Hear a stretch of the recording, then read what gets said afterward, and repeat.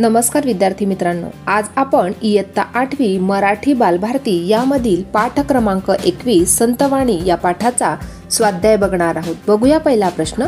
प्रश्न क्रमांक 1, आकृती पूर्ण करा। त्यातील पहिलं दिलं आहे संत तुकाराम महाराजांच्या मते शब्दांचे महत्त्व। या प्रकारे त्यांचे महत्त्व आहे।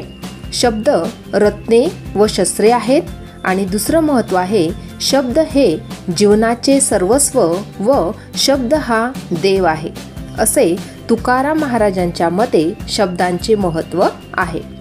पुढचा प्रश्न बघणार आहोत। प्रश्न क्रमांक 2, सूचनेनुसार सोडवा।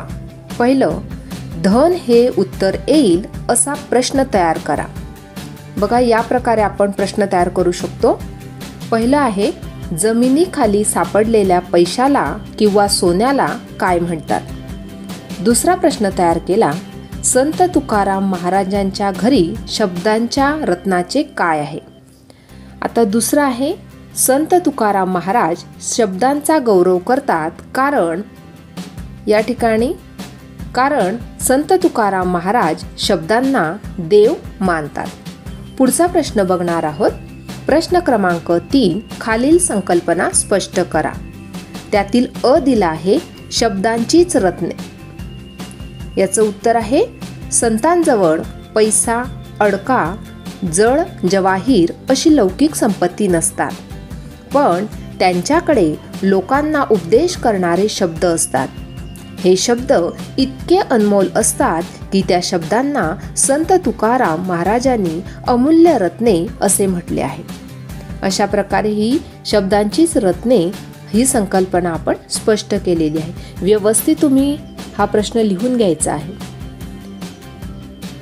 पुढचा प्रश्न बघणार आहोत। आ, संत सावता महाराज संतांचा सहवास लाभण्याची मागणी का करतात ते स्पष्ट करा। याचं उत्तर आहे या प्रकारे, कारण असे की संत हेच आम्हाला खरा भक्ती मार्ग दाखवतात। ते पूर्ण भक्त आहेत। त्यांच्यासोबत आम्ही राहिलो तर खरी भक्ती काय असते हे आम्हाला कळेल। त्यासाठी संतांचा सहवास लाभण्याची मागणी संत सावतामाळी देवांपाशी करतात।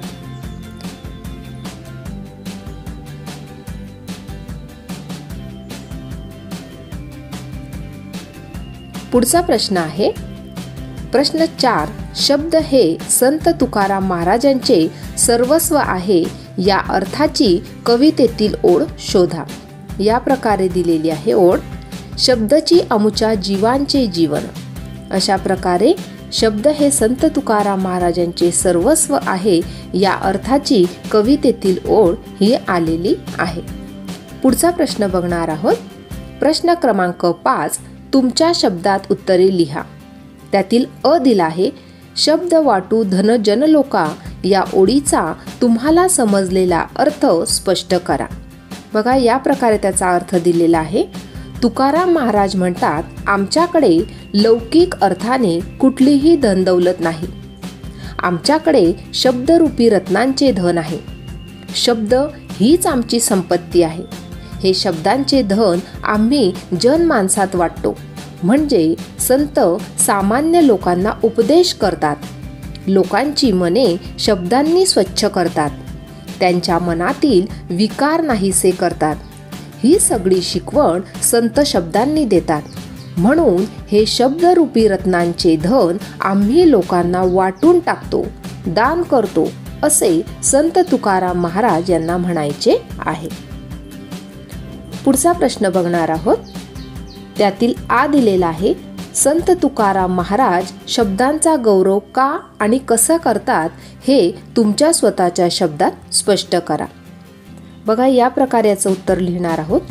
तुकाराम महाराज म्हणतात की आमच्याकडे शब्दरूपी रत्नांचे धन आहे आणि षड्विकारांचा नाश करण्यासाठी आम्ही प्रयत्नपूर्वक शब्दांची शस्त्रे केली आहेत। शब्द हे संतांच्या जीवनाचे सर्वस्व आहे, म्हणून शब्दांना ते देवत्व देतात। शब्द हाच आमचा देव असून त्यांचा भक्तिभावाने सन्मान करणे व मनपूर्वक उपासना करणे हेच आमचे भाग्य आहे, असे तुकाराम महाराज म्हणतात। संत तुकाराम महाराज म्हणतात, शब्द हेच आमच्यासाठी धन आहे, शब्द हेच आमच्यासाठी रत्ने आहेत. आम्ही ही शब्दांची रत्ने अभंगाद्वारे माणसापर्यंत पोचवून माणसांना विचाराने श्रीमंत बनवतो. तसेच संत तुकाराम महाराज म्हणतात, शब्द हेच आमच्यासाठी शस्त्र आहेत, ज्याद्वारे आम्ही वाईट विचारांच्या माणसांचा पराभव शब्दानेच करतो. शब्द हे आमच्या जीवनाचे जीवन आहे, म्हणजेच आमच्या जीवनाचे सर्वस्व हे शब्दच आहेत. संत तुकाराम महाराज शब्दांचा गौरव शब्दाला देव मानून करतात, ते शब्दांची पूजा करतात. अतिशय सुंदर विचार आपण या ठिकाणी मांडलेले आहे. संत तुकाराम महाराज शब्दांचा गौरव का आणि कसे करतात याचं अतिशय छान स्पष्टीकरण या ठिकाणी आपण दिलेलं आहे. पुढचा प्रश्न बघणार आहोत. ई दिलेला आहे, त्यामध्ये शब्दांचे सामर्थ्य अफाट असते या विधानाबाबत तुमचा अनुभव लिहा. बघा, या प्रकारे मी अनुभव लिहिलेला आहे. मी लहानपणी खोड्या करायचो. त्या मुलांच्या माता माझ्या आईशी भांडायला यायच्या, तेव्हा मी लपायचो. आई कशीबशी त्यांची समजूत काढायची. एकदा मी जेवत असताना आई माझ्या डोक्यावरून मायेने हात फिरवत म्हणाली, हे बघ राजू, जेव्हा तू खोड्या करतोस तेव्हा मला किती मानहानी सहन करावी लागते. माझ्या शेजारणी अपमान करतात. हे तुला आवडतं का? तुला धक्का मारायचाच असेल तर मला मार. मी खाली पडले, मला लागले, मी रक्त आले तरी मी सहन करीन. ते आईचे बोल ऐकून माझे डोळे पाणावले. मी खोड्या न करण्याची शपथ घेतली. म्हणजेच शब्दांचे सामर्थ्य अफाट आहे याची मनोमन खात्री पटली. पुढचा प्रश्न बघणार आहोत. एका, वाचा, म्हणा. बघा, या प्रकारे या ठिकाणी अभंग दिलेला आहे, तो आपल्याला ऐकायचा आहे, वाचायचा आहे आणि म्हणायचा आहे. बघा, या प्रकारे मागणे ते आम्हा नाही हो कोणासी, आठवावे संतासी हेची खरे. पूर्ण भक्त आम्हा ते भक्ती दाविती, घडावी संगती तयांशीच. सावता म्हणे कृपा करी नारायणा, देव तोची जाणा असे मग. अशा प्रकारे हे आपण वाचून घेतलेलं आहे. पुढचा प्रश्न बघणार आहोत. चौकटी पूर्ण करा. त्यातील अ दिला आहे, संत सावता महाराजांची मागणी. याचं उत्तर आहे या प्रकारे, संतांची आठवण व संगत. दुसरं, संतांनी दाखवला तो मार्ग. याचं उत्तर आहे या प्रकारे, भक्तीचा मार्ग. पुढचा प्रश्न बघणार आहोत. प्रश्न क्रमांक 2, सूचनेनुसार करा. त्यातील अ, अभंगात आलेला परमेश्वर या अर्थाचा दुसरा शब्द. याचं उत्तर आहे नारायण. दुसरं, संत हे उत्तर येईल असा प्रश्न तयार करा. याचं उत्तर आहे भक्तीचा मार्ग कोण दाखवतात. तिसरं, संत सावता महाराजांना कोणाची संगत हवी, एका वाक्यात उत्तरे लिहा. याचं उत्तर आहे संत सावता महाराजांना संतांची संगत हवी. पुढचा प्रश्न बघणार आहोत. तुमच्या शब्दात उत्तरे लिहा.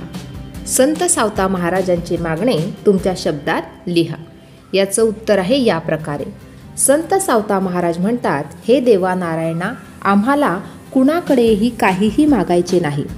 फक्त आम्हाला संतांची आठवण राहावी हीच आमची मनोकामना आहे. संत सज्जन हेच आम्हाला भक्तीचा मार्ग दाखवतात.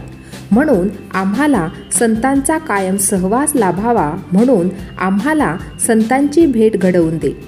संत हेच आमच्यासाठी परमेश्वर आहेत. संतरूपी परमेश्वराच्या ठाई आम्ही लीन राहावे हीच आमची मनीषा आहे. पुढचा प्रश्न बघणार आहोत. संत सावता महाराज संतांचा सहवास लाभण्याची मागणी का करतात ते स्पष्ट करा. कारण असे की संत हेच आम्हाला खरा भक्तिमार्ग दाखवतात. ते पूर्ण भक्त आहेत. त्यांच्यासोबत आम्ही राहिलो तर खरी भक्ती काय असते हे आम्हाला कळेल. त्यासाठी संतांचा सहवास लाभण्याची मागणी संत सावता माळी देवापाशी करतात. पुढचा प्रश्न आहे. सर्वच भक्त संतांना परमेश्वर रूप समजतात. हा विचार अभंगाच्या आधारे पटवून द्या. याचं उत्तर या प्रकारे. प्रस्तुत अभंगात संत सावतामाळी हे परमेश्वराला अंतःकरणापासून विनवतात की हे परमेश्वरा, माझ्यावर कृपा कर आणि मला संतांची भेट घालून दे. संत सावतामाळी यांच्या मते संत हेच खरे पूर्ण भक्त असून ते भक्तांना भक्तिमार्ग दाखवतात. म्हणून ते संतांच्या सहवासाची याचना करतात. संतरूपी या देवाचे दर्शन घडावे व त्यांची निरंतर सोबत मिळावी ही मनोकामना या अभंगात संत सावतामाळी यांनी केली आहे. अशा प्रकारे आज आपण पाठ क्रमांक 21 संतवाणी या पाठाचा स्वाध्याय पाहिला. आजचा व्हिडिओ कसा वाटला ते नक्की कॉमेंट करून कळवा आणि व्हिडिओला लाईक, शेअर आणि सबस्क्राईब करायला विसरू नका. धन्यवाद.